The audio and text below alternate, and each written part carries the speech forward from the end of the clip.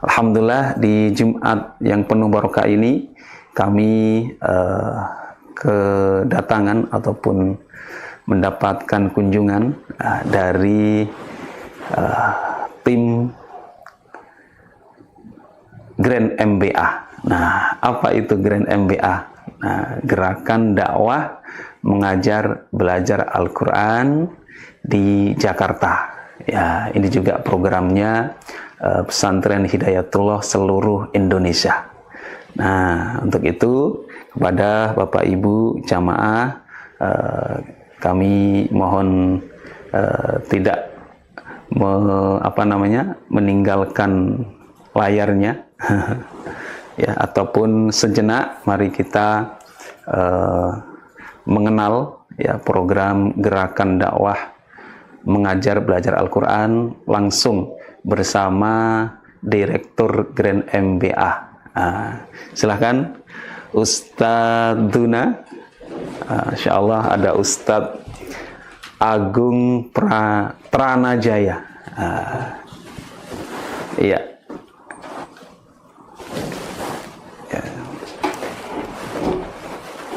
Ya, Masya Allah. Silahkan Ustaz. Nah, Masya Allah, ini beliau Ustadz Agung Pranajaya, domisili di Jakarta, nggih Ustaz? Alhamdulillah. Oh, di Depok.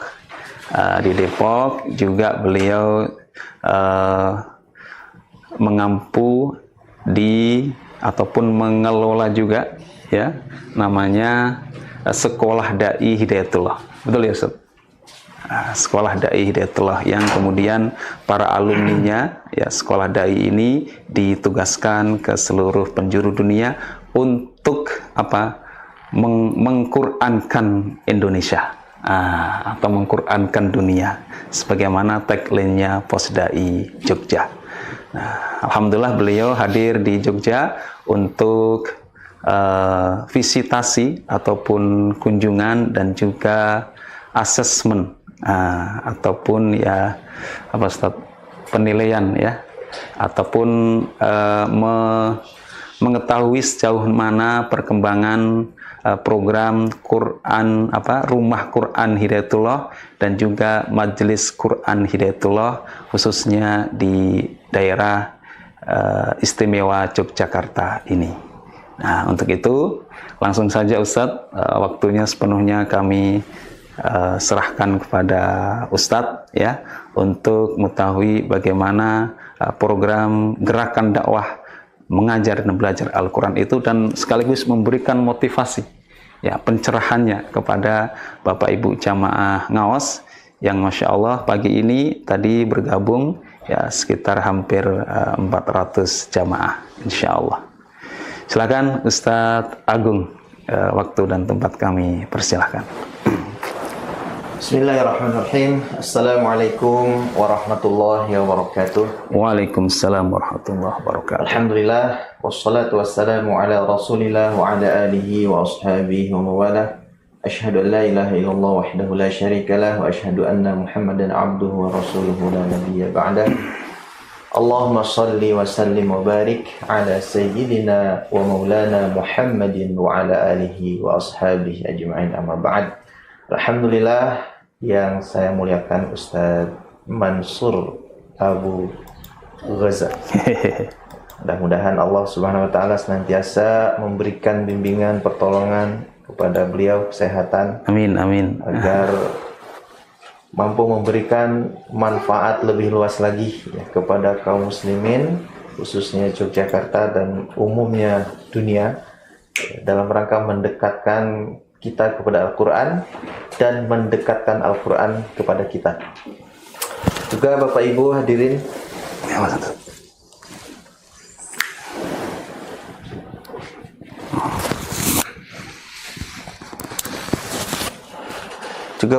hadirin hadirat peserta Majelis Al-Kahfi setiap Jumat pagi.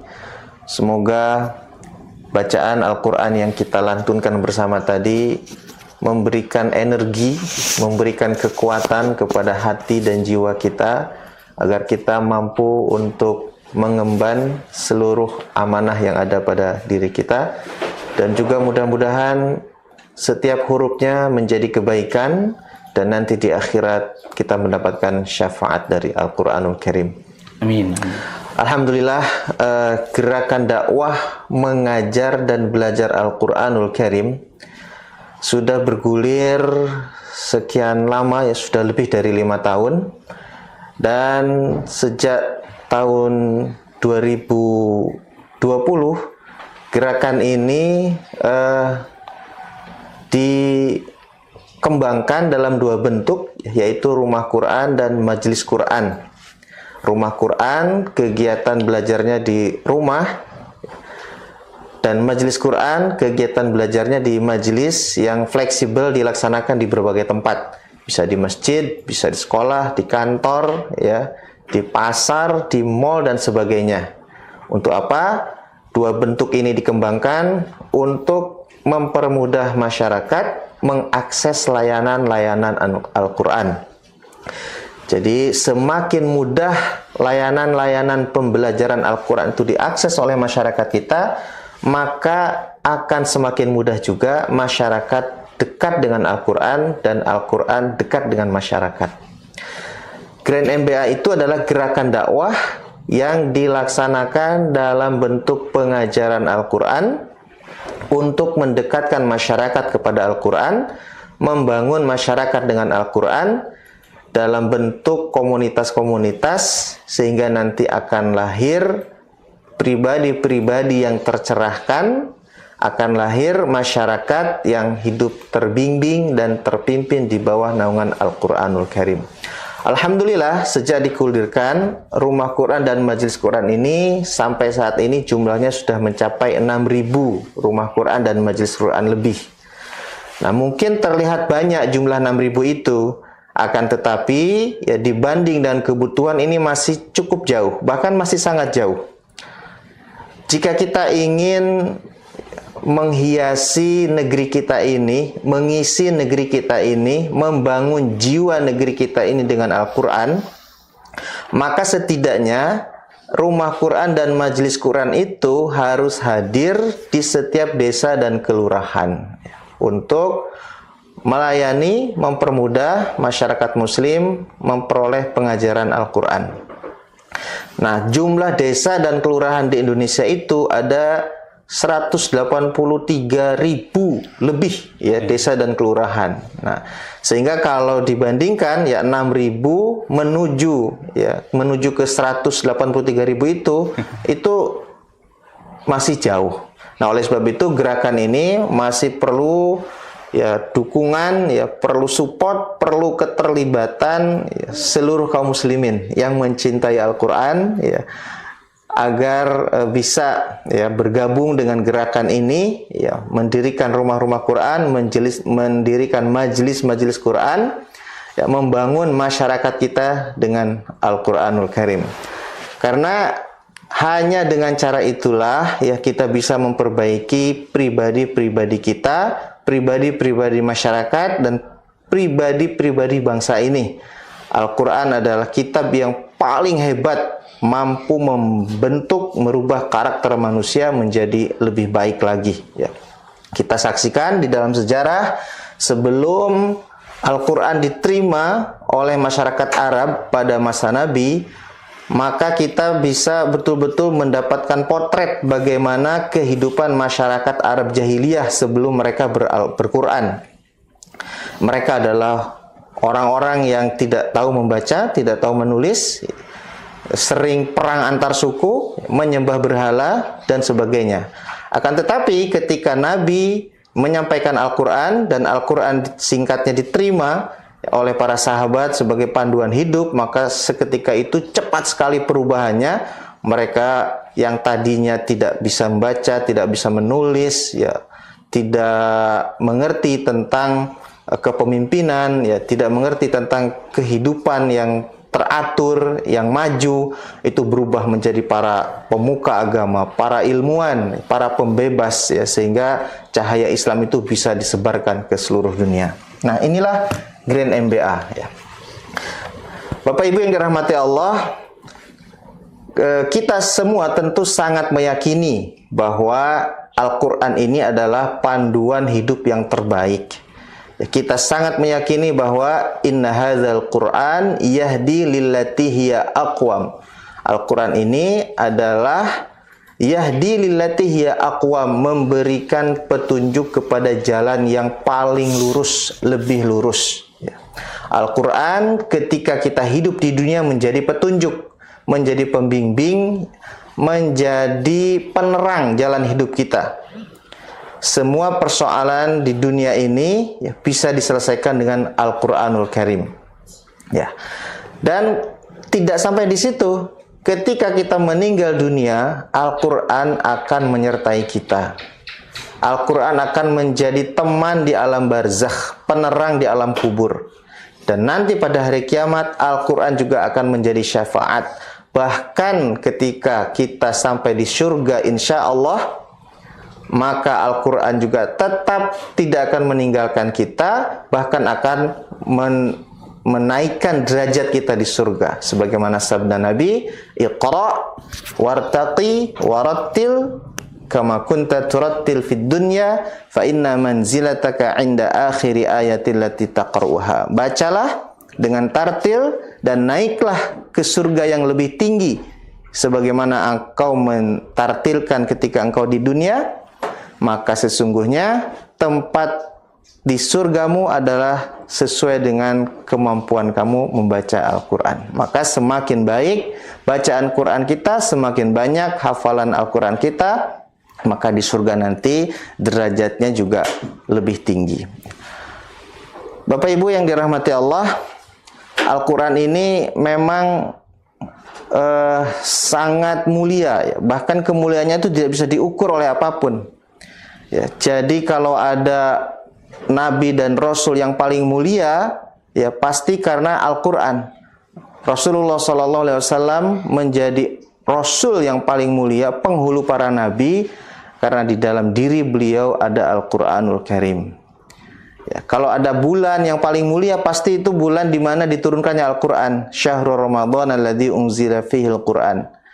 Kalau ada malam yang paling mulia, pasti malam diturunkannya Al-Quran. Lailatul Qadar. Inna anzalnahu fi Lailatul Qadar. Dan demikian juga, bahkan secari kertas yang ditulis Al-Quran, maka dia bukan secari kertas lagi. Derajatnya terangkat, harus dihormati, dimuliakan. Apalagi manusia. Jiwa-jiwa siapapun dia, manusia yang di dalamnya ada Al-Quran, ada kecintaan terhadap Al-Quran, ada Al-Quran yang bertakhta di dalam jiwa dan hatinya, maka pasti akan Allah muliakan. Tentu kita semua beriman kepada Al-Quran. Karena itu termasuk dalam rukun iman. Iman kepada kitab Al-Quran. Nah, tentu pertanyaan berikutnya adalah setelah kita beriman kepada Al-Quran itu mau apa? Mau kita apakan Al-Quran yang begitu mulia ini? Maka pada kesempatan ini kita akan mempelajari 5 kewajiban kita terhadap Al-Quran setelah kita beriman kepada Al-Quran. Nah, 5 kewajiban ini supaya mudah diingat, kita singkat dengan 5T. Yang pertama, tilawah. Setelah kita beriman, kita membaca Al-Quran dengan benar, dengan baik, dengan sebaik mungkin. Alladzina atainahumul kitaba yatlunahu haqqa tilawatih. Orang yang kami berikan kitab Al-Quran kepadanya, kemudian membacanya dengan haqqa tilawatih, dengan sebaik-baiknya bacaan, ulaika yu'minuna bih. Itulah yang beriman kepada Al-Quran. Maka bersyukur sekali di Pos Dai Jogja ini sangat gencar memberikan pelayanan mengaji, pelayanan ngaos, baik itu secara online maupun secara offline. Ini adalah karunia Allah yang besar, mari kita manfaatkan sebaik mungkin. Orang yang membaca Al-Quran itu tidak sama dengan membaca kitab yang lain, kitab fikih, kitab tafsir, kitab sirah nabawiyah. Memang semuanya bentuknya ibadah, tetapi membaca Al-Quran ini ibadahnya ibadah khusus. Bahkan zikir yang paling afdol adalah qiraatul Quran, membaca Al-Quran. Setiap hurufnya, satu hurufnya satu kebaikan. Ya, nah, jadi pertama itu tilawah. T yang pertama tilawah. T yang kedua adalah tahfidz, menghafal. Ya, karena Al-Quran yang akan menjadi syafaat kepada diri kita ini adalah Al-Quran yang ada dalam hati kita. Ya, bukan Al-Quran yang ada di atas kertas. Ya, Al-Quran yang akan di atas kertas akan meninggalkan kita, akan berpisah. Ya, tetapi Al-Quran yang menyatu dengan diri kita, yang masuk ke dalam relung-relung jiwa kita, kemudian terpancar dalam akhlak yang mulia, dalam perilaku yang baik, itulah yang akan menjadi syafaat. Itulah yang akan menjadi hidayah, petunjuk bagi kita. Jadi penting sekali menghafal Al-Quranul Karim. Ya, minimal surat Al-Fatihah. Karena itu menjadi rukun di dalam sholat. Ya, terus kita tingkatkan hafalannya. Ya, syukur-syukur sampai 30 juz. Ya, jadi semampu kita. Ya, tidak harus juga dipaksakan. Ya, tapi kita komitmen istiqomah. Ya, menghafal Al-Quran.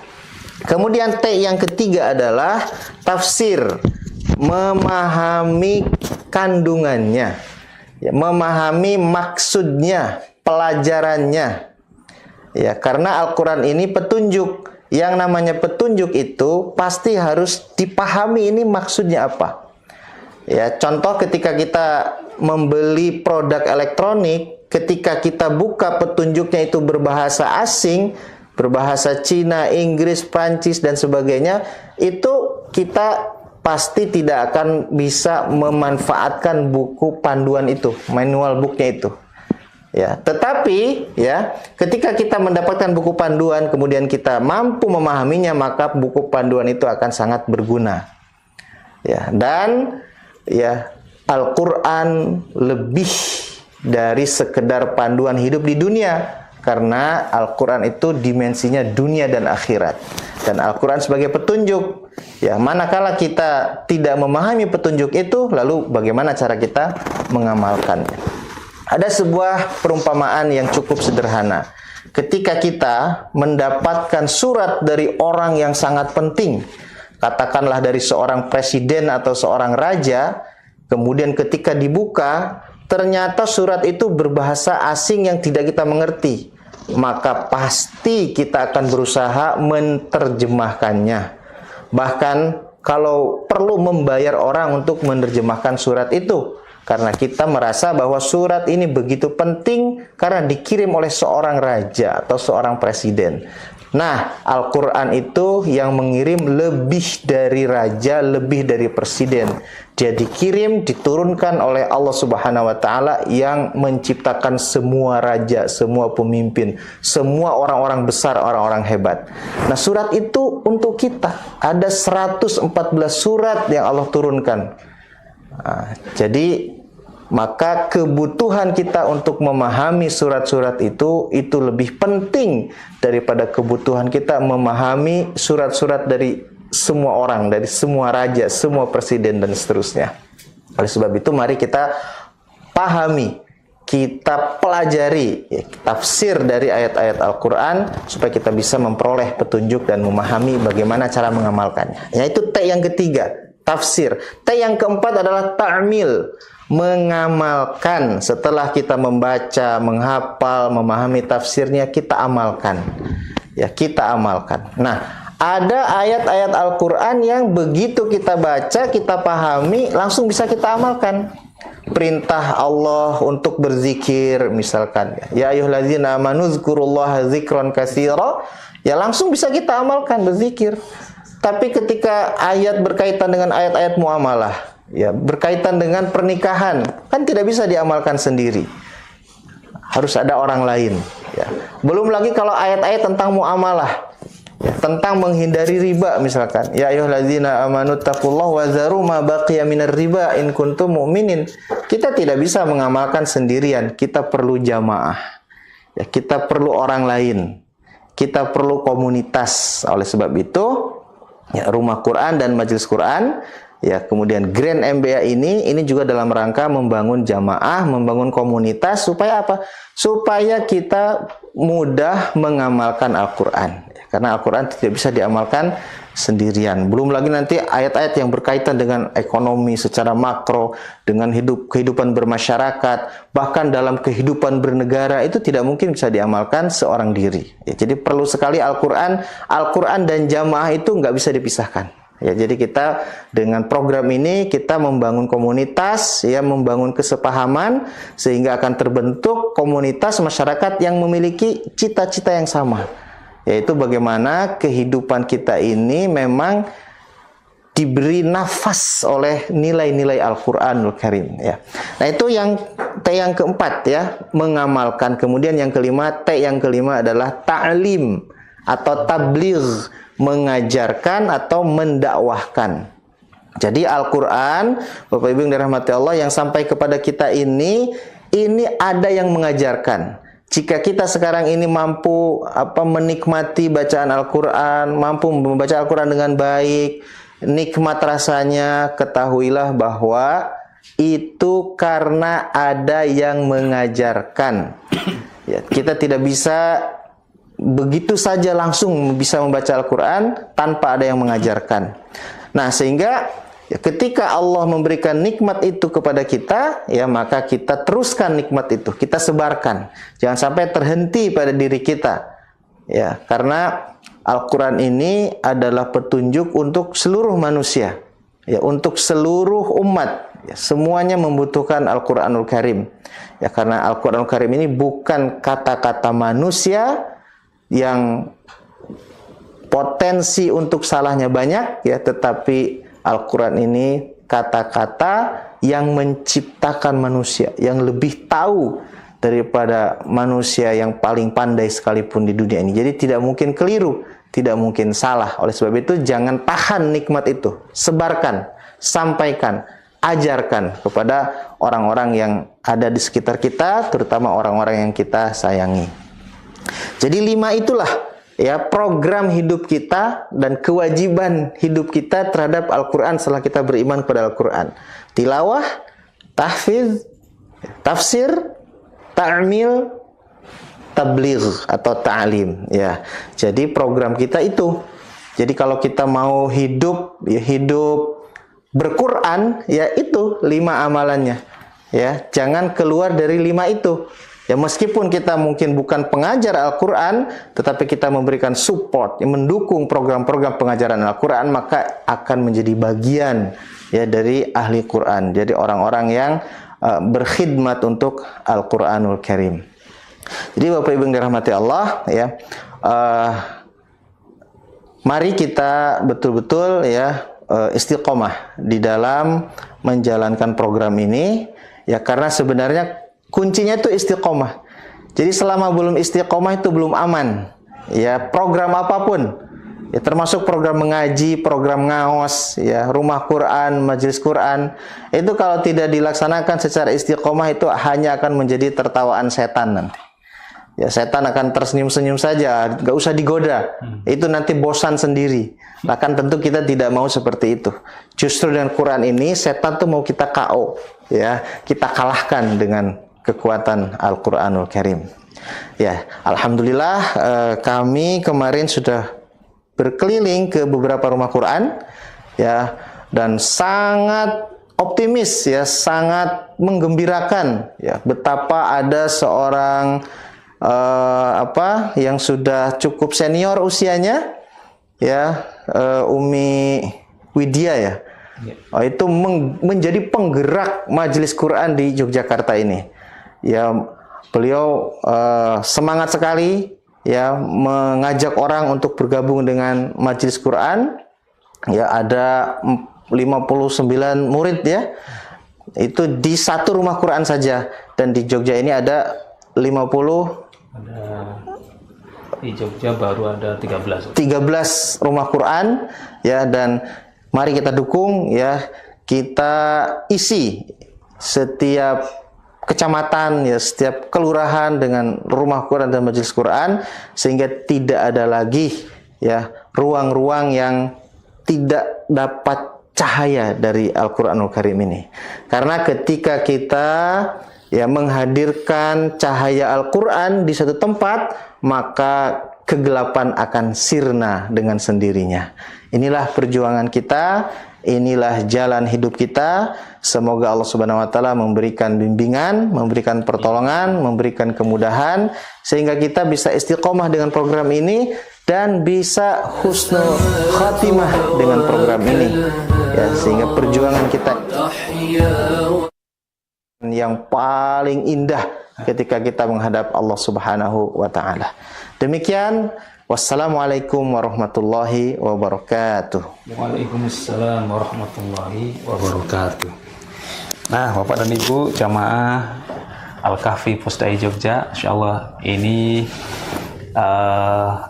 video kunjungan kami tadi malam, ya, gambaran rumah Quran di salah satu rumah Quran di Yogyakarta, namanya RKH Ngepas. Pas gitu Ustaz ya. Yeah. Pesertanya juga Masya Allah ya usia-usia emas ya Bapak Ibu yang sudah tidak lagi muda ya, tapi semangatnya semangat muda. Masya Allah. Melampaui ya, semangatnya melampaui anak muda. Nah ya, ini kelas tahsin yang ada di Pusdai Jogja.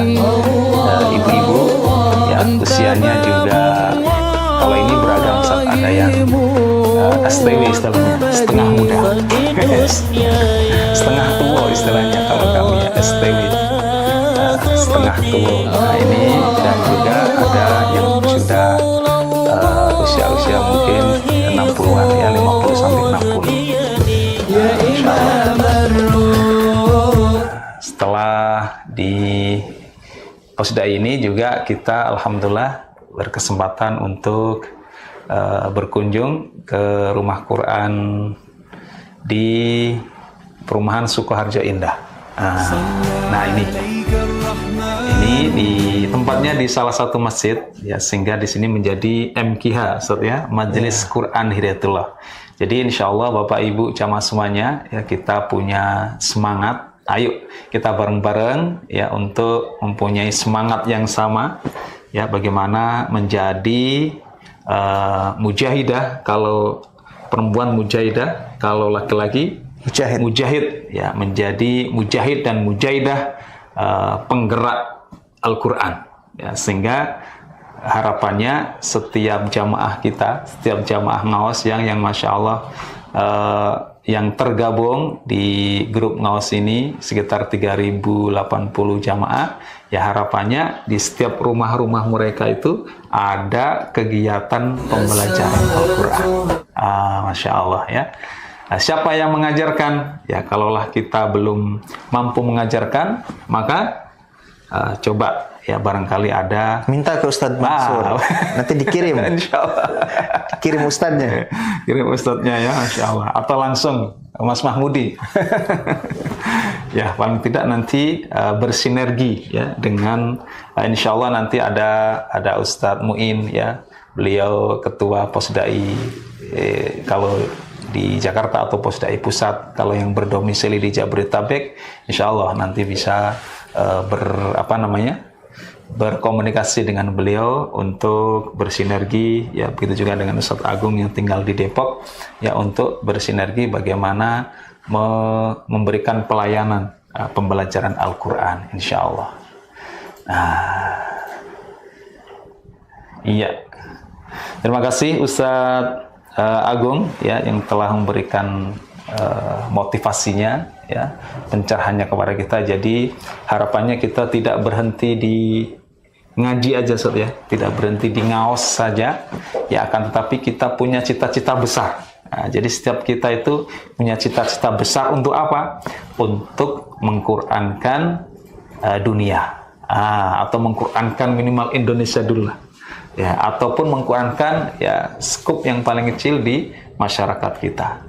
Karena kalau ada sekitar 100.000 berapa Ustaz? 183.000 lebih desa dan kelurahan yang ada di Indonesia, maka untuk program Grand MBA ini di Hidayatullah baru memiliki sekitar 6.000 rumah Quran dan majelis Quran Hidayatullah. Jadi masih sangat jauh ya Ustaz ya. Tetapi kalau di sini ada dukungan ataupun juga cita-cita besar bersama-sama, insya Allah semoga 5, 10 tahun, 20 tahun ke depan ya, semoga cita-cita itu pelan-pelan semoga Allah mudahkan dan bisa tercapai. Amin ya Allah. Amin. Jazakumullah khairan Ustadz Agung, juga ada Ustadz Muin ya, ada juga Ustadz Soibul Anwar yang selama 2 hari ini sudah membersamai kami atau mengunjungi kami di rumah-rumah Quran yang ada dan majelis Quran di Yogyakarta ini. Semoga kita doakan semuanya, semoga beliau-beliau diberikan kesehatan oleh Allah. Amin. Ya, diberikan kekuatan, keistiqomahan dalam menunaikan amanah-amanah keumatan ini. Itu juga kami doakan kepada Bapak Ibu jamaah semuanya untuk tetap semangat, istiqomah ya di dalam belajar dan mengajarkan Al-Quran dimanapun berada, insya Allah. Jazakumullah khairan katsira atas doa-doa terbaiknya ya, dan juga infak sedekah ya terbaiknya untuk mendukung keberlangsungan program pembelajaran Al-Quran ini, baik yang ngaos secara online maupun yang offline, dan juga untuk para santri tahfidz Cahaya Al-Quran Fosdai Yogyakarta. Mohon maaf atas segala kekurangannya. Insya Allah kita akan berjumpa kembali di besok pagi. Kalau Jumat itu Al-Kahfi Ustaz, kalau hari Sabtu itu khusus untuk pembelajaran tajwid, ada juga sifat huruf, dan besok masih di Gharibul Quran, insya Allah. Sampai berjumpa kembali Pak Ibu jamaah semuanya ya. Mari kita akhiri dengan hamdalah dan doa kafaratul majlis. Alhamdulillahi rabbil alamin. Subhanakallahumma wa bihamdik asyhadu an la ilaha illa ant astaghfiruka wa atubu ilaik. Hadanallahu wa iyyakum ajmain. Wassalamualaikum warahmatullahi wabarakatuh. Assalamualaikum warahmatullahi wabarakatuh. Sama Posdai juga Quran kan? Oh, ada gitu ya. Gimana? Bersama Posdai Jogja. Bersama Posdai Jogja. Quran kan dunia. Allahu Akbar. Allahu Akbar. Mantap. Iya, boleh sekali lagi ya. Sudah hafal Ustaz? Sudah.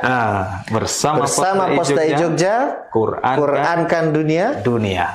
Allahu Akbar. Masyaallah. لها أرج تحيا وتعيش